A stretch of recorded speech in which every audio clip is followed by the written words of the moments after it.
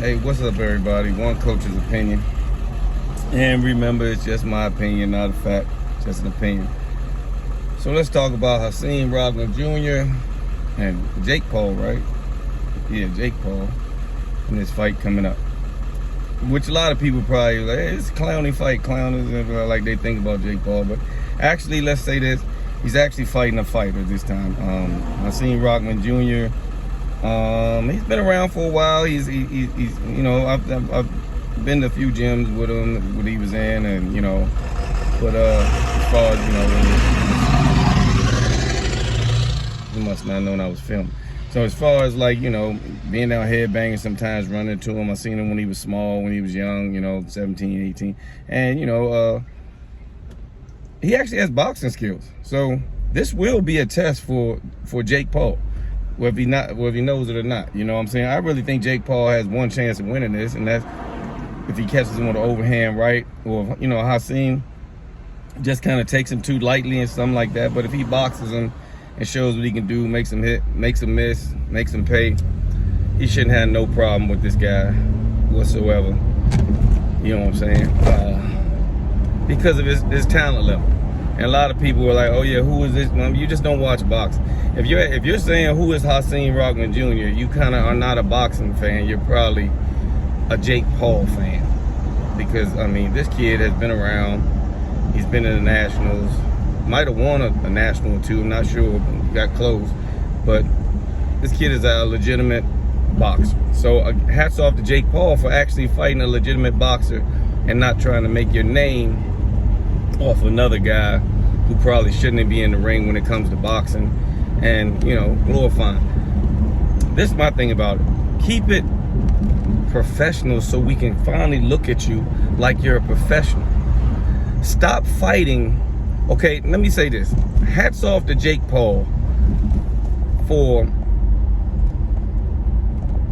accumulating the number of followers he had. I don't even know what he does or what he does to get these followers. Like I said, I'm in boxing.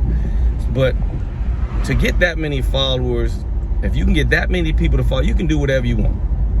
He could go play tennis, be the sorriest thing in tennis, and people will watch him. Why? Because they've been watching him, they've been watching his antics. And what he has done is not an easy task. And I would tell any fighter that's like, "Oh man, he ain't nothing but this, he's a YouTuber, he's YouTube."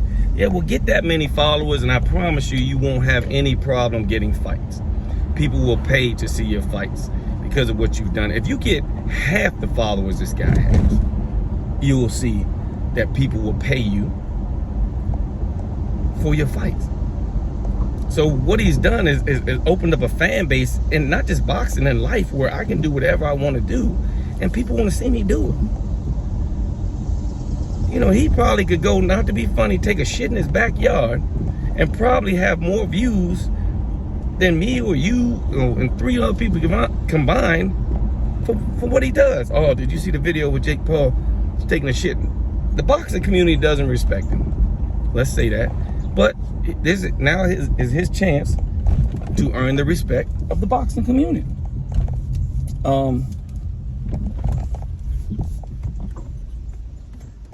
And it's Hasim Rahman's chance, to be honest, to make a little bit of money. Like this the problem. Let me go back.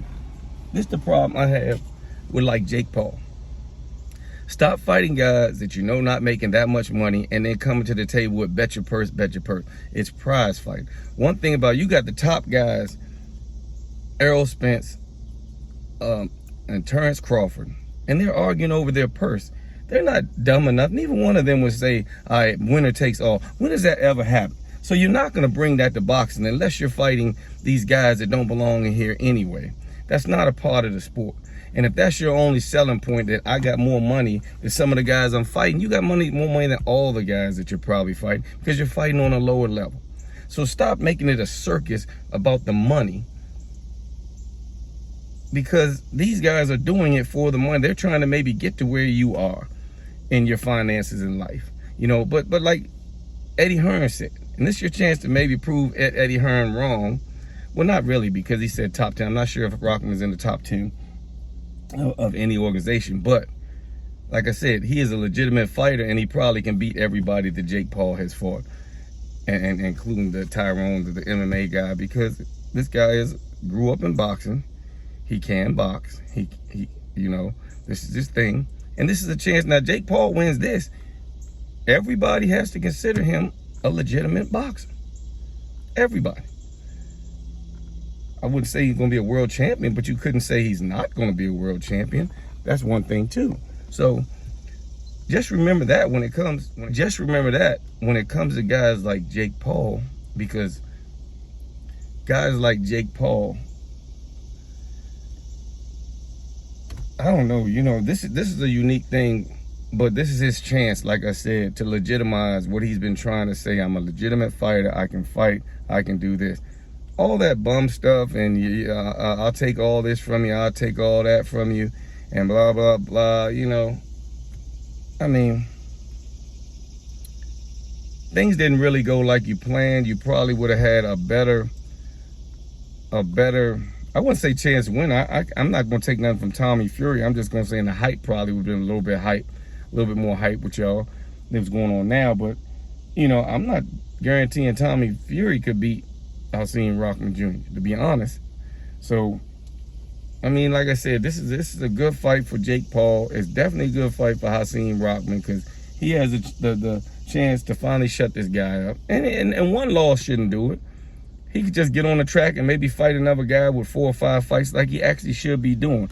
You know, instead of stepping out there saying he'll fight a world champion. As soon as this is over, but in his defense, he wants the big money. He wants the big money. So I need a name, an ex-basketball player, somebody.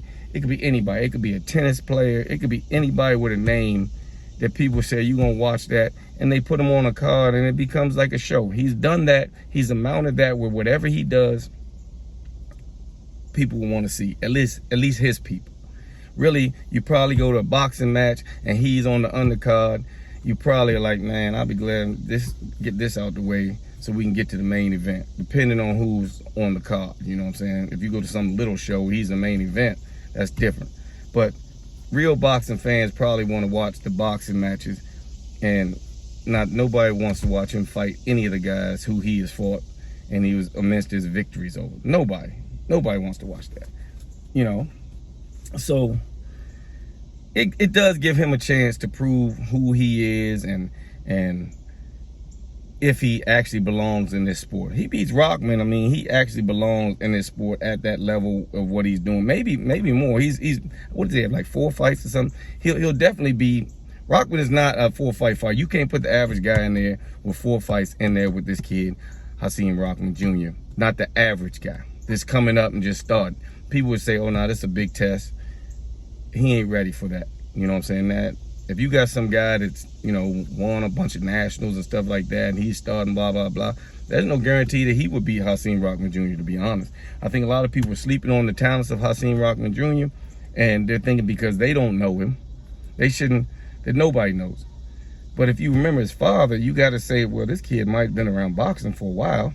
If you look at his record, he's been around boxing for a while. He might not have taken down any top names just yet. And he did have, you know, that last loss that he was actually clearly winning until, you know, he got caught. So that might be why Jake Paul took the fight and got him. Well, if I can catch him, I can clip him. But at the time, I think Rahman, when I watched the video, I just watched the clips of this fight. He was actually toying with the guy. He was kind of, you know, this was Tommy Morrison's son, just toying with him, you know, hitting him, touching him, doing what he want, and he got caught. But he was boxing good from what I could see from the clip. Now, if I'm wrong, I'm wrong. I didn't actually see the whole fight, but I saw the end of it where I thought it was a quick stoppage. Number one, I thought it could have went on a little bit longer, and I mean, that's just how it goes sometimes. I mean, you know, I should know. Sometimes you gonna get something that you think is not fair. So, with that being said, it's going to be an entertaining fight. I'm going to tune into it because I actually want to see if Jake, because he trains. I give him, Jake Paul trains around fighters. So he's not a guy that's out here and it got some clowny reputation, but he's training among fighters in gyms. He's trying to make a name for himself. He's around people that know boxing. Hasim Rahman has been around boxing pretty much all of his life. You know what I'm saying? I remember when his father was up, round one, and he was younger, and his father was a world champion. I remember all of that with this kid. So this kid does have a chance. He does have a history. He does know the sport of boxing. Now, the only thing he can do wrong in this fight is go in there and overlook Jake Paul. That's the only thing he really can do wrong in this fight. So one coach's opinion, if I had to bet money, I'm betting on Rahman. If I didn't have to bet money, I would pick Rahman. But I mean, like I said, Jake Paul has an explosive right hand. If you actually know where you're at in the sport of boxing, you can go far. If he's learned how to land his right hand, say if he's in camps knocking out sparring partners with his right hand, he's learned. I don't have much skills, but I do know how to catch people with this right hand or my overhand, whatever stance he's in. I really never have paid attention to him as far as in the ring to see, because he wasn't fighting guys that I thought was, was worthy. And no disrespect to them, they just weren't boxers. You know what I'm saying? I'm a boxing coach. I've been in this for over 20 years. They weren't boxers. You know what I'm saying? They probably would have got the average guy would have put hands on them. You know what I'm saying? So this is a step up. People might watch this fight a little bit more. One coach's opinion. Tell me what you think. I know a lot of people will come and say, "Oh, I ain't watching this crap." Look. Don't watch it if you don't want to watch. Don't comment if you don't want to comment. But keep it legitimate. I don't want the he's a bum and f the white boy. I don't want none of that. You know what I'm saying? Let's make a legitimate conversation. Do you think he has a legitimate chance of winning, or do you think Rahman has a legitimate chance of winning? That's what I'm looking at. Let's look at him like two fighters, because now we really actually have a fight. If Jake Paul would have started fighting guys like this from the jump, he'd have a better reputation. And if he actually beat some guys like this from the jump, you'd have to respect his skill. So one coach's opinion, tell me how you think it's going to go down. Jake Paul versus Hasim Rahman Jr.